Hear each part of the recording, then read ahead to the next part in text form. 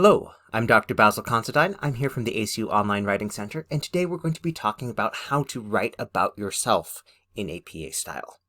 Now, this is something that people often have thoughts that there's a bifurcation, that there's a separation between writing about yourself and academic writing. And the truth is that a lot of academic writing does involve writing about yourself, because among other things, there are details about your experience, your qualifications, your observations that may be relevant in a matter. If you are going into any sort of situation, it's good to know what your biases are, pro and con. If there are any things that you are more sensitive to or more susceptible to, always a good thing to know. And for example, this may explain particular foci or insights or access that you have. As an example, if I was doing a study on food, I happen to be allergic to peanuts. So I would not be tasting anything with peanuts. It would be a conspicuous omission. Now, if we were doing a study of, say, tasting various lunches, you might say, well, hold on, lots of people have peanut butter and jelly. Why isn't this there? And by acknowledging, oh, hey, here's a safety thing, I am allergic to peanuts, therefore this was not included, then it explains the omission. And say, okay, all right. So it was a conscious omission, and we know that there's some downsides to that, but upside is not killing the researcher. So we'll talk about this, and we'll look at a specific assignment that delves into this. Before we go any further, if you are new to the Writing Center, the ACU Online Writing Center works with students in just about all of ACU's online programs, or programs through the ACU Dallas campus if you prefer. We work with students through webinars such as this. We work with them by answering questions via email, providing templates and other resources, sample papers for some programs, as well as having appointments that you can sign up for an hour's worth of feedback on your draft. You can sign up for an asynchronous appointment. That means that you upload your paper by the time the appointment scheduled time arrives. We look at it and send you feedback, generally within 24 hours. Or a real-time appointment, in which case you join us via phone or Zoom and we have a discussion about your draft. Which format you prefer is often for people a reflection of what their schedule is and with the stage of their draft. Some people are more visual learners and like to see everything. Some people prefer to picture it in their mind's eye, and the phone allows them to focus better.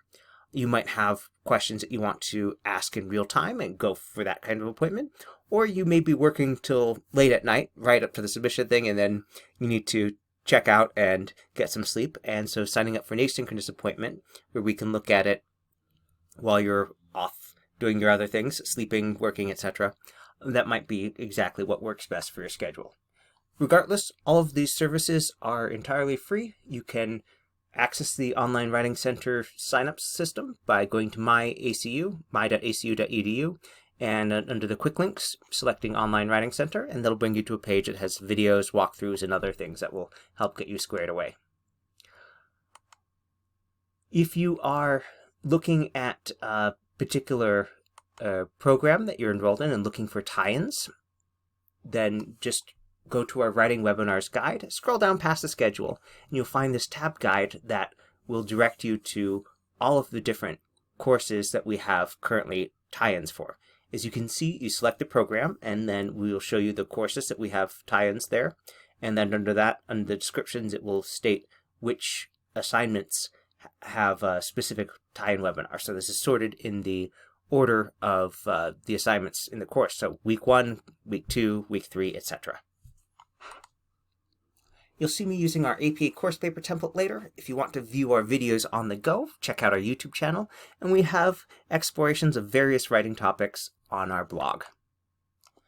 All right, let us delve into our learning objectives for today. First is to understand the APA guidelines for writing about yourself. Second, to understand the assignment that we've chosen to illustrate writing about yourself. And finally, we'll finish with outlining and drafting, talking about how to go from the instructions provided for this assignment to planning out your paper. So let's dive in with those APA guidelines. Now, this is something where there's a lot of confusion because the rules have changed over the years.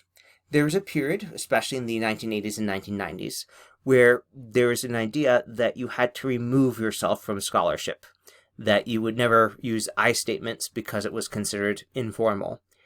And that's something that the fields we work with, especially the professional programs, have moved away from largely. You'll still see some writing like that. But in general, APA style says if it clarifies who did what, yes, you can refer to yourself using I, me, my, and what that does is allows you to, when it is relevant and helpful, to clarify who did what by using a personal pronoun like I, to describe your work directly without saying, well, this person who looks kind of like me who I'm not going to tell you is actually myself. Could be my research assistant, but I'm not going to tell you. The idea is that when it is directly helpful and relevant, you can include that.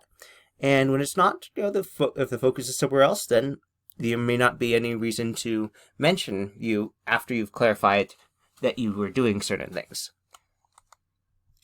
So in APA 7th edition, and APA 6th edition before it, but in APA 7th edition, the current one, you are allowed and encouraged to use I or me statements to clarify who did what. Like, I grew up in this area, I believe this, I started this, I completed X.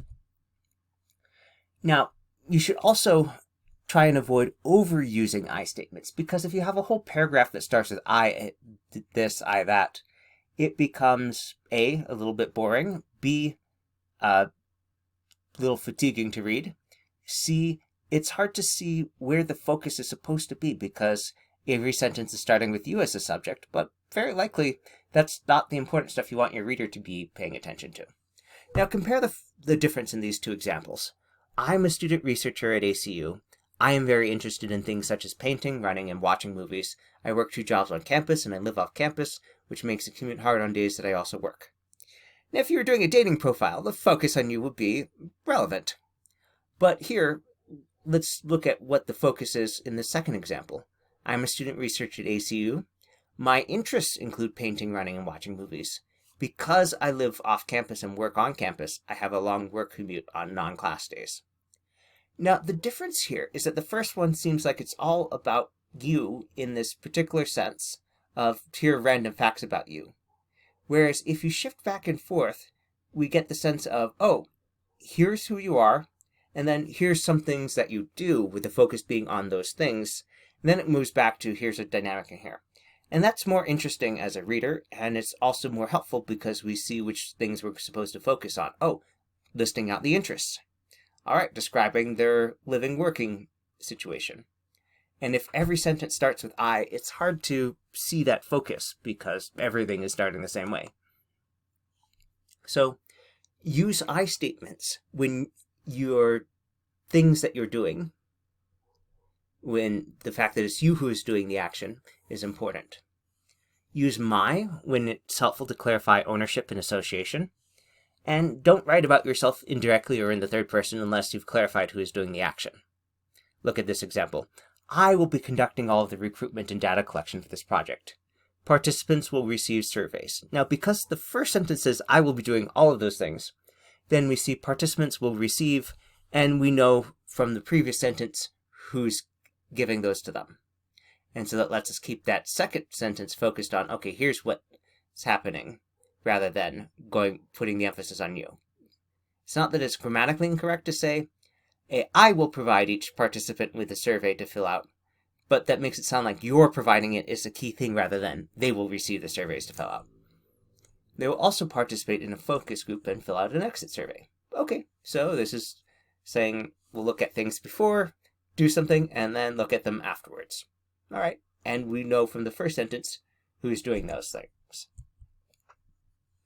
So let's take a look now at FAMO 365. This is the Week 3 Assignment 1, Identify Your Role as a Researcher, Reflexivity in Research. Now this is coming from the Research Methods in Child and Family Services course. And it begins with the preamble. The assignment description begins with the preamble. Being able to reflect is important both in your private and professional life because it allows you to understand your own thinking and behaviors. It brings your thoughts and behaviors to the surface, provides an opportunity to grow. Yep, sounds good to me. Now we move into the instructions proper. In order to be a competent researcher and practitioner, it is important to learn how to reflect not only what you have done or may do, but also on your perceptions and feelings and how your personal, educational, and professional backgrounds may impact what and how you study, and what conclusions you may develop. Now, here's an example of being aware of something. So, I was traveling with a friend who was a professional gemologist. They always look at rocks when we see them, and they always have a lot to say about that. Now, if the two of us are looking at rocks, we have very different things that we're paying attention to as a result. So being aware of that, being aware that there's that training that has shaped how they react to a situation, an artifact, or stimulus, explains a lot. Now we move into okay, here's what you should start doing. Write a reflexive statement about your role and position as a researcher. And clarification, that's a statement of reflection about your own judgments and beliefs that come from your background. And the goal is to identify your own position. So, position as a researcher, okay, why are you doing research? What do you want out of it? What is your place in the hierarchy for whatever institution you are, or are you working on your own? And then we have this list of bullet points of things that you can think about, and it says consider, but I would say definitely that's a strong nudge saying write about this, so write about it. So topic of your research and why you're interested in it, your background and experience that may support your work there or the understanding of the field, what your current beliefs and assumptions are about it, and your position related to it. Now, as an example, I've had a number of family members who have battled various diseases and disorders. The details aren't important, but it means that I think that those causes are particularly important, and that I also have done considerable advanced research on that because of that interest. Now, if this is the case for you about something related to your topic, yeah, it's helpful to mention that off, because that may explain why you are doing some things, or it may explain why you are departing from the literature. After having several friends who experienced a drug interaction that is normally described as a very rare event, my personal belief is that it's not rare. And so if I was explaining why I was doing research on that, say, well, okay, so I've had these experiences that clash with the literature, which is a nice way to move into the next one. Are you seeking the truth, or are you okay with having gray areas? How much do you need to have everything nailed down, clearly delineated, at least on a personal level or a professional one? And how can you ensure reliability and validity in your lit review? Okay. If we look at the assignment rubric, we see that it's basically saying, hey, have you done all these things? And note that there's a lot of points. 30% of the grade is going for the positionality as a researcher and for reliability and validity. So don't neglect those parts. You can see that they have twice the points allocated to the other sections above them. So at this point, go ahead and grab a copy of our APA course paper template. If you're watching on video, you might go ahead and pause this now until you get the template and have it open, and then you can continue and follow along. So I have a copy of the APA course paper template, and you're going to want to go ahead and start filling in the information with, the title of your paper, your name, things like that.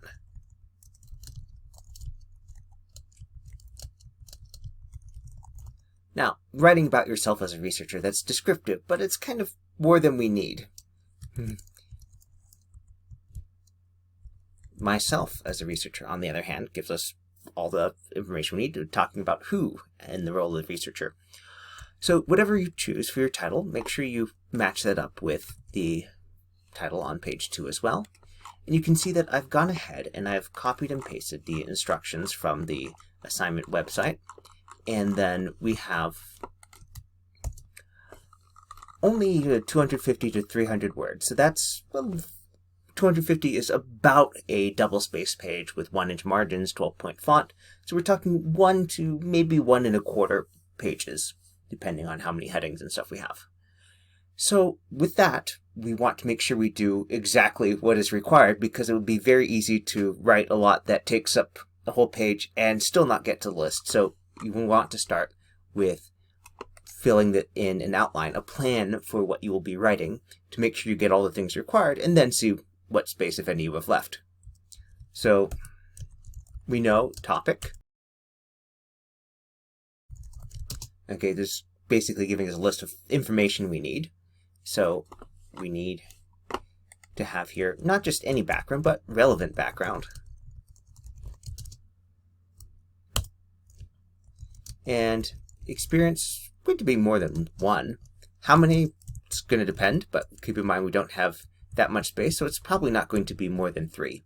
So if you start out with a list of 3 things, you can see, okay, is that enough? And then we look at this and see, okay, current beliefs and assumptions, okay. And how many? It's going to depend on how much detail, but we can start with the idea that there'll probably be 2 or 3.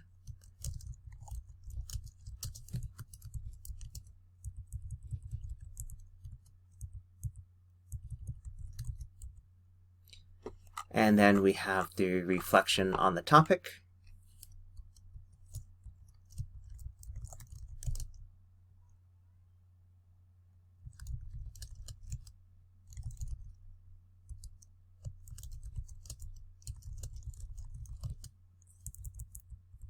And it's important to look at, see what are the things that are more open-ended here that you would expect to be writing more. Now, are you seeking the truth? That's probably going to be a briefer one. But how can you ensure reliability and validity? Well, this is going to be going back to the reading.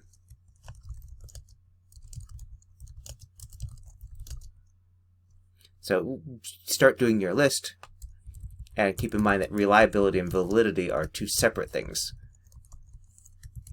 So we want to have a distinct list for each, and have these be things that you develop and discuss at some length.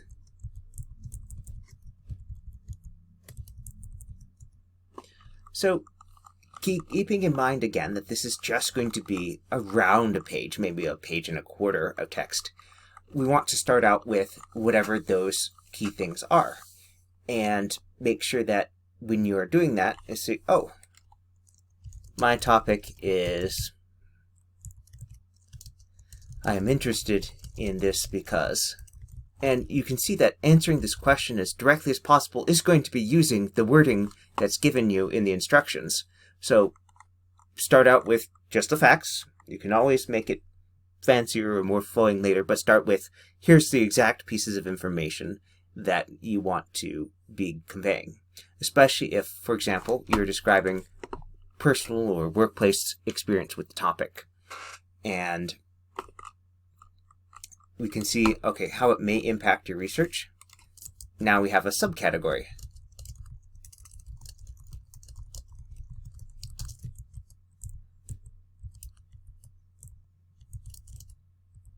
And so fill that in first and see what you have left. I expect that after you've written your topic and started on how this is interesting, you will start thinking of experiences right away and listing them there. You may even have more than you can reasonably include, and so you're in the happy situation of choosing the best or strongest, most relevant ones. All right, I think that should conclude us for today, so let us head back to our slide deck and just take stock. So we started out with a review of the APA guidelines for writing about yourself. We looked at the specific assignment from FAMO 365 and how to adapt those instructions into an outline. And let's just take a look now one last time at the grading rubric here, where we see that the positionality as a researcher and the considerations for addressing reliability and validity, those are given a very large portion of this grade. So since at 60%, those should definitely be longer things. If the reflexive statement is a sentence or 2 that's expanded and developed in paragraph with more detail, and then the summary of the current position judgment itself is also a shorter paragraph, then you'd expect that you'd be spending most of the rest of the space on the positionality and reliability and validity. So if you have any questions, feel free to email us at the onlinewritingcenter@acu.edu or sign up for an appointment. And with that, I will bid you good night.